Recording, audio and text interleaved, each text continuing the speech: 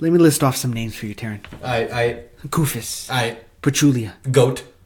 Jaleel Okafor. Oh, yeah. Markel Fultz. Yep. Anthony Davis. That's a winner. What do all these guys have in common? They all play under 20 minutes a game. And some don't even play. Markel Fultz. All right, now. Something seems a little fishy here. Give me the rundown. Kufis and Anthony Davis play the same amount of minutes a night. What's the rundown? Oh, if you don't know who Costa Kufis is, he is a perennial all-star on the Sacramento Kings. He is a fool. Oh my gosh. The treatment of Anthony Davis, I think, on the Pelicans is what I'm trying to get to you. It's absurd. You know, there's a letter I think that comes to mind, and it's L. Yep. Losing. Yep. Loser. Yep. Terrible organization. Yep. That's not L, but sure. Yeah. Let's go with that. You know what I mean, though. Yeah, I got you, dog.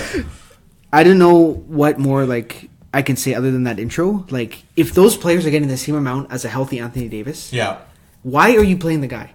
Why just release him? Buy him out. Let them live. Let him live. Let him live. So, like, with this Anthony Davis thing, the first reaction would be like, yo, what are you doing? Play Anthony Davis. There's so many different angles to this story that, like, it's so hard to comprehend. On one hand, Anthony Davis is like, yo, play me. I'm healthy. Let me play. So this guy wants to play, 35-plus minutes a night, drop over 30 points a game. Like he was? Yeah. The Pelicans are like, nah, we're not going to play you because we don't want you to, like, potentially get hurt. Injured. And then we can't trade you for shit. And then third, the league. The league is like, we're going to fine you $100,000 a night if you don't play Anthony Davis a certain amount of minutes. And guess what the certain amount of minutes is? Like 20 minutes a night. Something around there. It's 20. It's 20? It's 20 exactly. 20, for God's sakes. Guess what they play him? 20. On the not a minute over. Like, it's not fair to anyone. It's not fair to the fans to get a partial effort by Anthony Davis. It's not fair to Anthony Davis to be in there, get his groove going, and then get pulled out for the rest of the game. It's not at all. And it's not fair to his teammates. It's not fair to his teammates. It's not fair to his brand also. Oh, yeah. Like his because Anthony Davis still has to be there for like 3 months. Yeah. Of his life. Yeah. And that's gonna suck. Oh, it's gonna be terrible. Every game is gonna suck. Yeah. Your own fans boo you. You're literally like a laughing stock everywhere because you're stuck in a place where nobody wants you and you don't want them. But you can't do anything. I just want to say something about the whole like timing of the trade. Yeah. When he requested it. Yeah. I think it was way too early.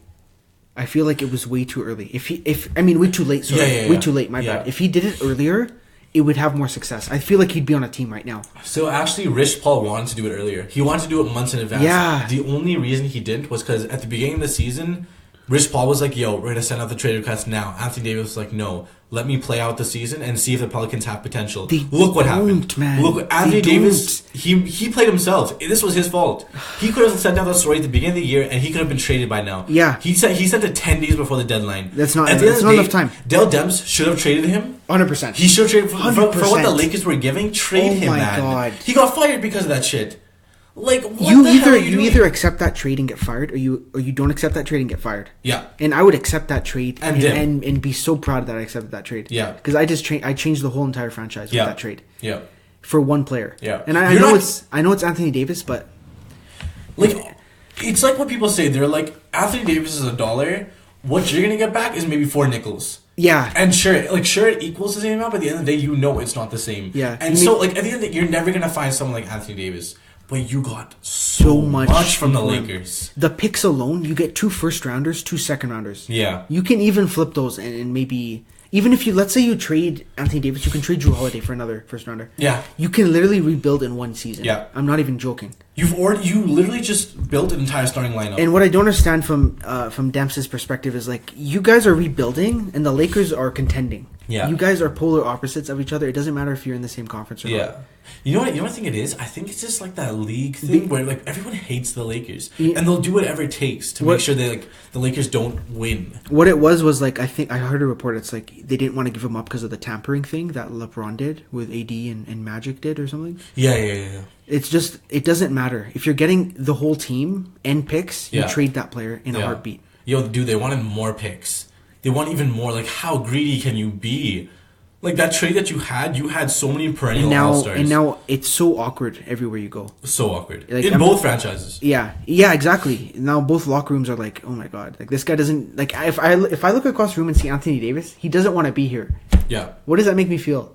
Like, why should I even compete? Like, if my star player, my leader, is not, he doesn't even want to be here. Like, is this from the viewpoint of his own teammates? Yeah, like a teammate or even a fan. Even. Yeah. Like, this guy doesn't even want to be here right now. You know what I think fans are thinking? I think the fans are thinking they're like, yo, why aren't you playing proper minutes? Like, yo, you deserve to, you better give us your best effort before you dip, right? And I feel like other fans are like, don't play him, make sure he's healthy, and get us good players.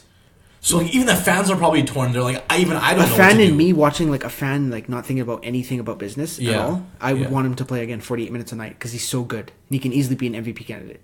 I think they want that lottery pick though. Yeah, like of course. Yeah. But I think from a business side, they're not going to want him to play a lot of minutes. Like 20 minutes that's it. The league wants him to play 20 minutes. He's going to play 20 minutes exactly. He's not going to do anything over.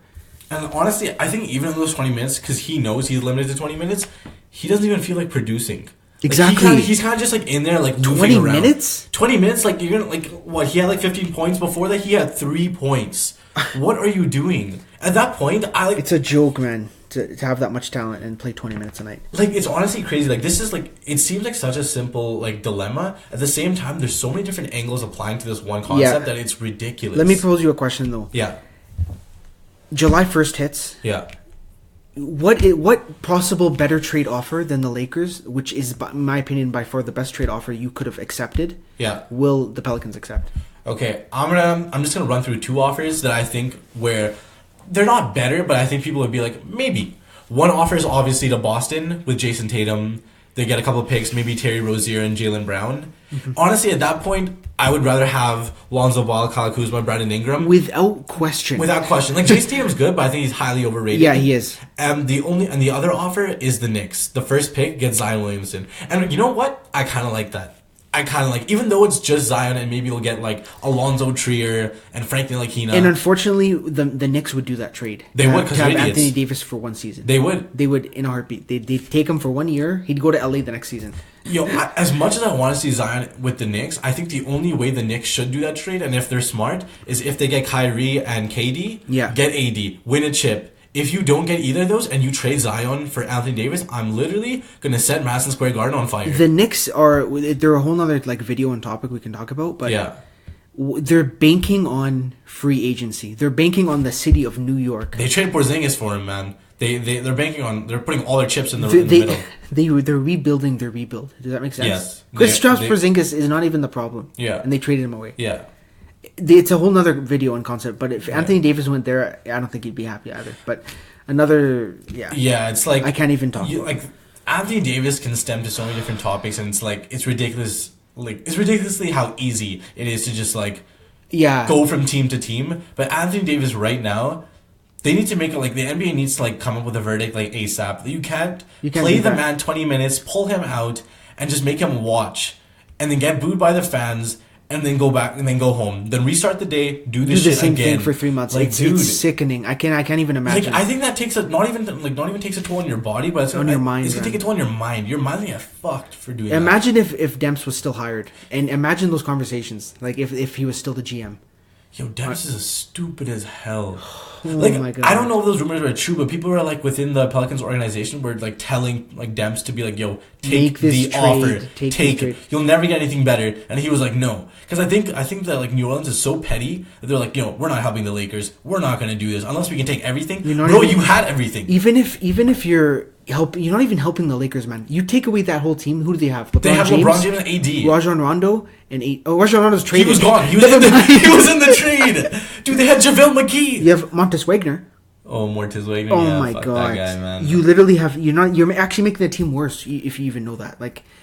They should have easily accepted the trade without question. Clearly Zubac is gone from the Lakers, but I think in the offseason the Lakers are going to make a very similar offer, but they're not putting the same amount of chips in the middle. No way. They're going to see what Boston has to offer, see what the Knicks have to offer, see what maybe Milwaukee has to offer. I'm going to tell you, no other team will offer what LA offered. Oh, 100%. Milwaukee, Boston. I don't want Marcus Smart on my team. I don't want Jaylen Brown on my team. Yeah. Jason Tatum, if you give me Kuzma and Brandon Ingram, Alonzo Ball, I'll take those three over Jason Tatum 100%. any day of the week. 100%. Like that trade is going to come back to haunt the Pelicans. So like let's say you are the Pelicans GM. What are you doing right now? Like your hands are kind of tied by the league. So what do you do? What I would do is I'd apologize to Anthony Davis. What? For many things. For ruining his prime. Okay. For not finding talent for him. For not finding talent. Yeah. To surround him. Yeah. Do you expect an apology from him for putting the story out there? I don't, man. Okay. Let me tell you why. DeMar DeRozan was with the Toronto Raptors for how long? A very long time. Like 10 years, something like that, yeah. They traded him like this, man. Yeah. For a better option. Yeah. But when a player does it, he gets booed. Yeah. When a player says, "You know what? I don't like it here. I wanna go and win. I don't like it here." That's a really good point. You're right. If the Pelicans and Demps traded their first round picks for talent around him, I know they got Drew Holiday and stuff, but if they got like more talent around AD, he would stay and compete and be like, "Wow, I can actually see myself playing a long time in New Orleans." Yeah. They never did that, man. Yeah. They had Mirotic playing beside him. Oh my god. And who else did they have? Julio Okafor and Julius Randle. Yeah. Like, I completely respect what he did, and if I'm the GM, I'd say again, I'm sorry. Yeah. We're gonna try to move you. Like, what's your preferred destination? Seriously. Obviously, he's gonna say the Lakers. Then, but no, like, sorry, what? And then I'd leak that. No, like you. Honestly, that's actually like a great point. Like the fact, like the NBA is a players' league, and people don't want to accept that. No. People want to be like everyone's like the NBA is a business, but if the player takes initiative, they're the bad guy. If the like what Toronto did to DeRozan.